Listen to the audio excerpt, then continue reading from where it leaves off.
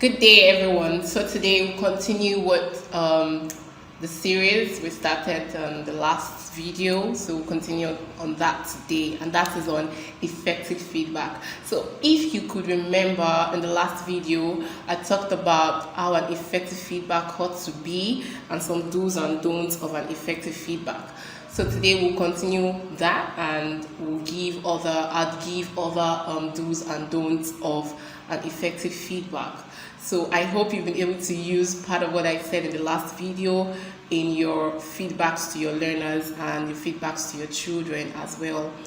So let's continue with other do's and don'ts of an effective feedback. So I stated something like not giving generalized statements while giving feedbacks to your children or to your learner. And that will take me to the next point, that your feedback should always come on the note of an encouragement. So learn to encourage your students, learn to encourage your children while giving them a feedback. That's what makes it effective. Remember that feedback being effective means that the feedback brings about changes in the child's performance or in the child's behavior positively. So that's what makes it an effective feedback. So please make sure that your feedback comes on a note of encouragement, not on a note of being sarcastic or joking about the learner or that child.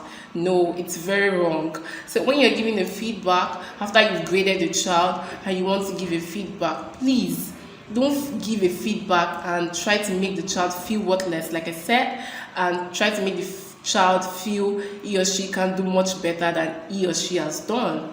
The essence of a feedback is to make the child realize that you can do much better. So try to encourage the child when you're giving feedbacks. And that will take me to the next one, and that is always end on a positive note. So your feedback should end on a positive note. As I said in the last video, that you start on a positive note, mention facts of what the child has done, what you want the child to work on, and also make sure you're finishing on a positive note. So you're starting on a note that brilliant, Fatima, you were able to do so well in the use of sentences in this composition. However, you need to work on the use of punctuations appropriately. If you can do all of this, you will definitely do better in writing composition. That child will feel encouraged. You've started on a positive note. You've talked about what the child needs to work on. You've talked about how well the child will be able to do. And you also finished on a positive note. So that is the way an effective feedback ought to be. And also, you need to be very honest when giving feedbacks to your learner or to your children. So please, no room for personal remarks. No room for good girl, that's my girl. Please, I beg, don't use that. So when you're trying to give an effective feedback to your learner or to your child, you don't use any personal remarks. If not, the child would not really look at the areas he or she needs to work on. He or she will be focusing on the personal remarks you've given, such as good girl, like I said, that's my girl. You can do much better. No, please. There's no room for that. You shouldn't include that when you're giving the feedback to your learner or to your child. And also, don't be hypercritical when you're giving feedbacks to your learners. As I said, feedback is not criticism. So when you're giving a feedback to your learner or you're giving a feedback to your children, please don't be too critical. You are giving a feedback that focuses on the child's performance. You're not trying to criticize what the child has done. So we need to put that in mind, because most times we give feedbacks as criticism, and that's not effective at all.